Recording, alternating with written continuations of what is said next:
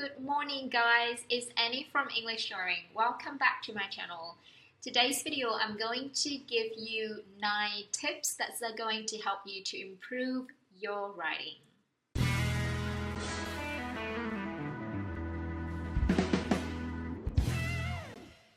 So tip number 1 is to read as much as you can.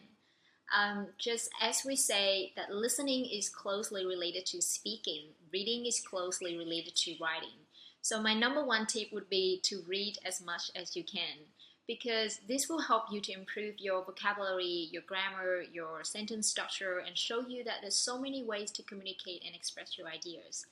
However, be mindful that if you want to get a good score in an academic writing exam like IELTS, read the right materials. For example, if you need to write a description of a house or a bio of yourself, a great idea is to read some other bios or house description from books, from magazines, brochure, the internet, or whatever sort that you can think of.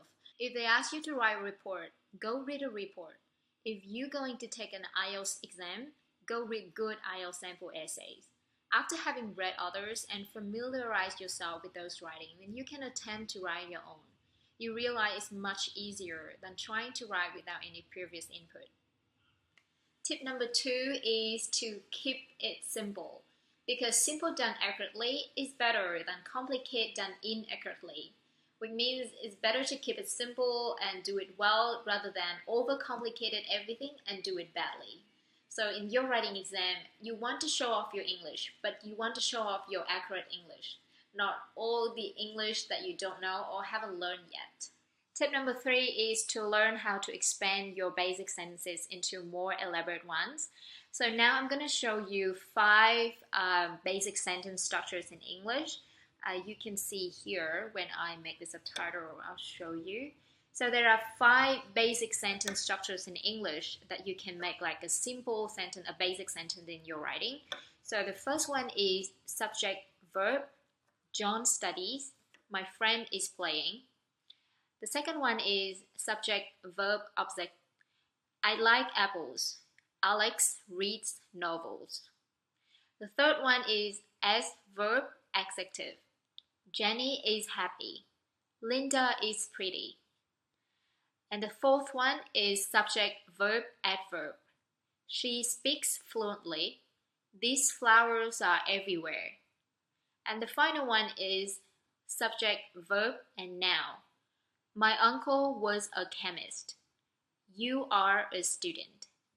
Yeah, so in your writing, do not just use basic sentences all the time. You have to show up your English understanding, and because of that, practice expanding those basic sentences into elaborate ones. But not too much, okay? You want to show up your English, but also you don't want to overcomplicate everything. For example, instead of writing, my friend is playing, you can write, my long-life friend is always playing. Instead of writing, these flowers are everywhere, you can write, these small white flowers are everywhere during the summer. Instead of writing, my uncle was a chemist, and you can write, my uncle who passed away several years ago was a well-known chemist. It's better now, isn't it? The tip number 4 is to brush up your grammar. Even though you don't have to study grammar, your writing will improve a lot if you work on grammar exercises. Also, remember that grammar is more important when you write than when you speak, because it is usually more formal and more structured. Tip number 5 is to prepare a selection of set phrases and keywords that you can use in that exam. Now you have to be careful because you don't want to rehearse what you're going to write, but you do want to have a nice selection of things that you can possibly use when time arises. Especially in IELTS exam, you want to have linking words and key phrases prepared. I'll give you some examples. If you want to compare, you can use in the same way, at the same time. If you want to contrast, on the contrary, however. If you want to give example, for instance, for example, to illustrate. If you want to give your opinion, from my perspective, in my own view, in my opinion. If you want to express certainty, undoubtedly, of course. If you want to express partial agreement, in a way, to some extent. If you want to show reason, owning to, due to, because of. If you want to show effect, for this reason, consequently. If you want to add more information, furthermore, moreover. And finally, if you want to conclude, in summary, in short, in conclusion. So if you have all these set phrases and keywords prepared before your exam, you get much better score. Tip number 6 is do not use contraction in your writing. So what is contraction? Cannot to can't, do not to don't, will not to won't, I am to are examples of contraction, and in your academic writing exam, you want to avoid this. Tip number 7 is to avoid common words.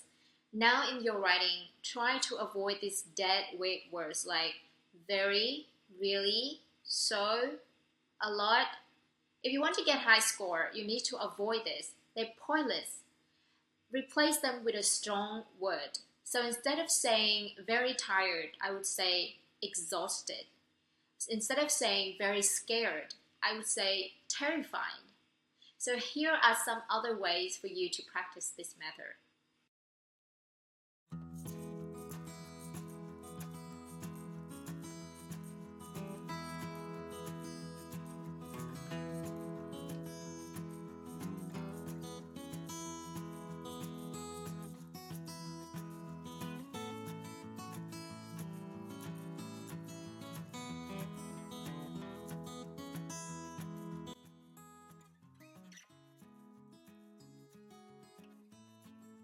Tip number 8 is to check your own work. How do you feel if you read something full of spelling mistake in your own language? I know when you finish an exam, you'll be like, oh, I'm done. I never want to look back again. But you can avoid so many poor deductions by just checking through your work. It's better if you write less and check more. Fewer words, higher accuracy. In writing exam, you want perfection. Tip number 9 is to try to get someone to check what you've written. A teacher, a tutor, a friend, a native speaker, an online website, whoever mastered that language that can help you understand and correct whatever mistake you may have. You need them. Alright, I know writing in English is not really something you can achieve immediately, but with hard, efficient work and gradual improvement, you should definitely get there. Start writing very simple sentences and then get the challenge to write more elaborate pieces. Just give it a try. I believe you can do it. Thank you for spending time watching this video. Don't forget to like and share if you find it useful. Give me some motivation. And subscribe to my channel for more. Thank you so much and see you in the next video.